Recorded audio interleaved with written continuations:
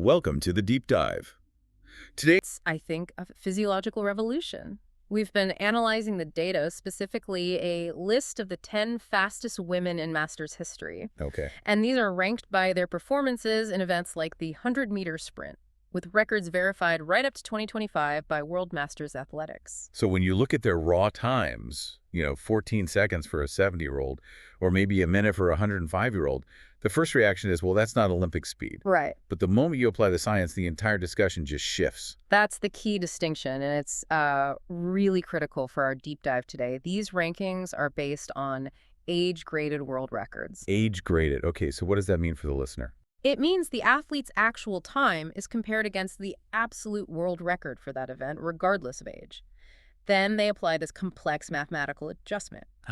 So it levels the playing field. Exactly. It allows us to fairly compare, say, a 100-year-old running 100 meters to a 75-year-old running the same distance. So in essence, they're being ranked based on who is performing the most superhuman feat relative to what is statistically possible for their birth year. Precisely. The data verifies that for their age categories, these are absolutely superhuman performances. And our mission today is to figure out how. Yeah, how is this happening? What are the longevity secrets, the training that's defying muscle loss, and the mindsets that keep them going for tenths of a second at an age when most people just struggle to, navigate a staircase? Okay, let's unpack this. And I think we have to start at the most mind-boggling end of the spectrum. The centenarians. The centenarian superstars, yeah. But we're talking about women. Before that, she was a cyclist, but she felt she needed a change. It's the ultimate late starter story. It just proves the body maintains this astonishing capacity for adaptation deep into life. And the level of grit she showed during that run is just foundational to her legend. The sources note she was visually impaired. Right, blinded by macular degeneration. And yes, she powered through that world record sprint. Yeah, purely on sound and feel. It wasn't just about setting a record, it was about proving mastery over these profound physical limitations. It makes her an enduring symbol. She's still inspiring people today, even at 109 years old. Incredible. Now, if we filter this list just for explosive power in that centenarian group, we move straight to Diane Friedman. She's at rank 3. Okay, so Friedman set her 100-meter record at 100 years old, also in 2021, with a stunning time of 36.71 seconds. Stunning is an understatement. It really is.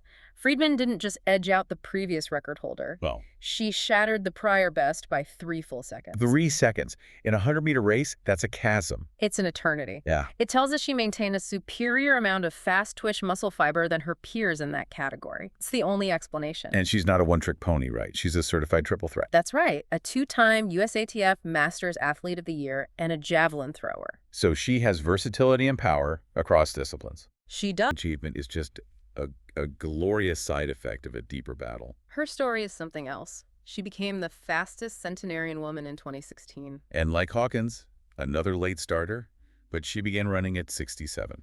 And not for trophies. No, specifically to cope with severe depression after a tragic loss. Her story fundamentally changes how we view competitive athletics at this level. It wasn't about the medal, it was a matter of survival. It was a way to reclaim agency and mental health. The running gave her an escape and a structure that, by all accounts, saved her life. Yeah. That makes her legacy, quote, so powerful.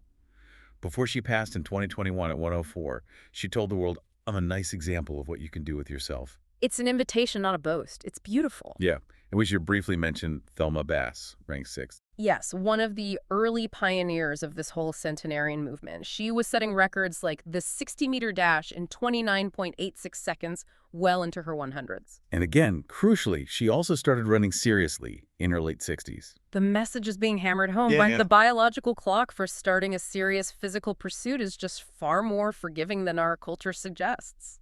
That brings us perfectly to the next segment, because if these women are all achieving this power despite starting so late, the implication is they are resisting age-related muscle decline sarcopenia in ways the medical community thought was impossible. Exactly. So let's shift our deep dive now toward the incredible physiological and scientific breakthroughs these women represent. Absolutely. What's so fascinating here is that we're moving beyond just amazing anecdotes into hard data that is actively challenging these established medical models of aging. So who is the absolute focus of scientific intrigue in this group? That would be, unequivocally, Emma Maria Masenga from Italy, rank 4. She holds 4 world records in the 90-plus category, including the 60-meter sprint in 13.91 seconds, which she set in 2024.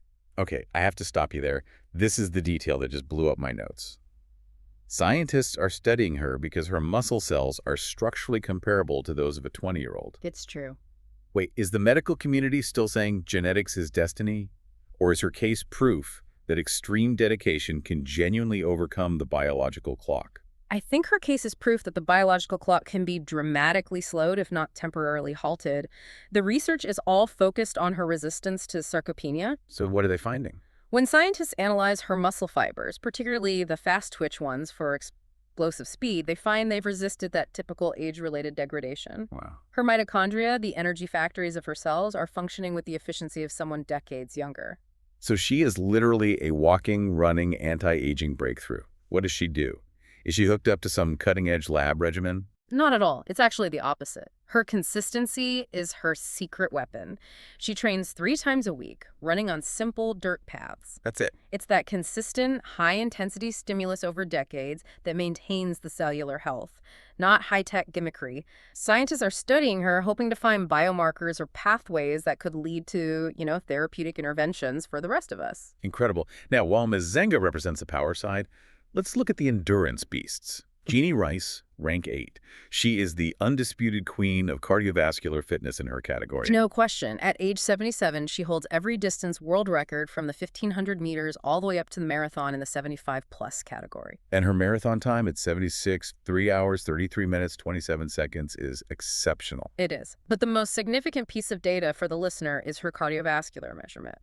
Her VO2 max is 47.8. I know VO2 max is maximum oxygen uptake, but without context, 47.8 is just a number. Help us understand its significance for a 77-year-old woman. Okay, so to put that in stark perspective, the average sedentary woman over 75 has a VO2 max closer to 20. A very fit, healthy 40-year-old woman would be thrilled with a VO2 max of 47.8. So Jeannie Rice has the engine of an elite athlete half her age. Pretty much, yeah. That figure just radically changes the discussion about what the human heart and lungs can sustain. The source material notes she's running 50 miles a week and regularly hits a heart rate of 180. Which is an absolutely extraordinary workload. It speaks volumes about the capacity for human adaptation, even late in life. And this brings us back to Mathia Allen-Smith, rank 5, who represents the peak of endurance commitment. The ultimate achievement. She holds the Guinness World Record for the oldest woman to complete a marathon. She finished at age 92 in 10 hours, 48 minutes. Finishing a marathon at 92. The mental toughness required for that is just immense. Her dedication is phenomenal. She maintains that consistency, running 36 miles a week, rain or shine. And she attributes her success to internal perspective, not just physical strength. Right. She says, exercise reduces stress, perspective matters. She uses the running to frame the rest of her life. Okay, so we've seen the late starters, the scientific especially as they fight that inevitable muscle atrophy of aging. Absolutely. Let's look at Wendy Alexis from Canada, rank 7, because she perfectly illustrates this professional approach. Okay, yeah. She's the world's fastest 70-plus woman, running the 100 meters in 14.64 seconds just this year, 2025. And here is the astonishing commitment.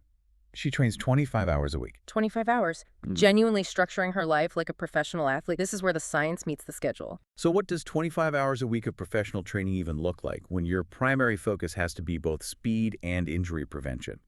Is she spending half that time just on recovery? Injury prevention is paramount, so the training is highly specific.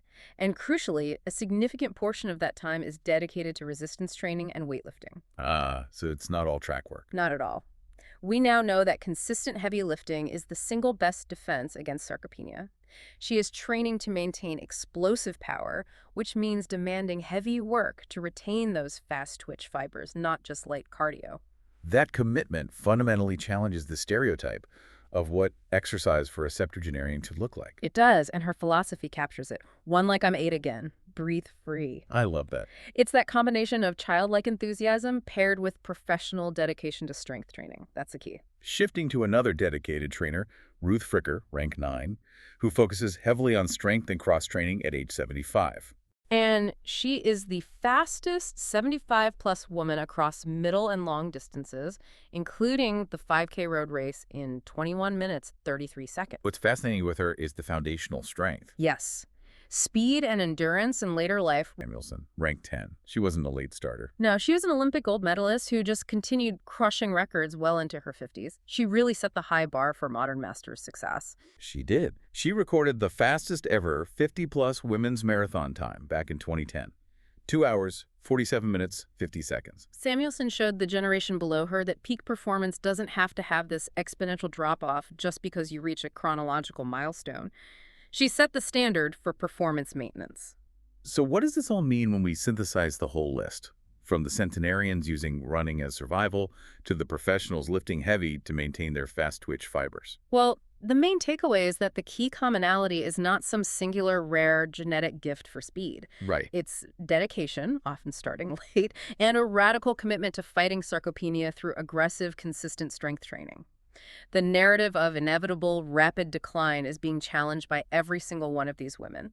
The fact that they are retaining muscle profiles that defy the biological expectations for their age is the real revolution here. Yes. And for context, the absolute world record for the 100 meters for women is currently around 10.5 seconds.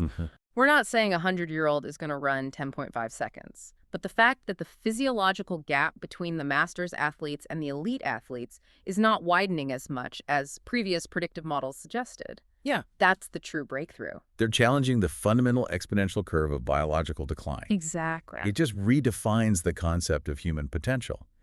If Emma Maria Mazenga can demonstrate that her muscle structures can rival those of a 20-year-old well into her 90s, where in your own life are you letting a perceived age limit dictate what you start or stop? You have to consider Julia Hawkins starting sprinting at 100, or Ida Keeling starting at 67 to reclaim her mental health. They didn't wait for permission or the right time. They just started moving. They just started moving, prioritizing the function of the body over the number on the calendar. What does keeping your eyes forward and moving, as Diane Friedman put it, truly mean outside of running on a track? It sounds like an imperative to throw out the calendar and acknowledge that your biggest limitations might be psychological, not physiological. A fascinating thought to mull over. A fascinating thought indeed. We'll leave you with that until our next deep dive.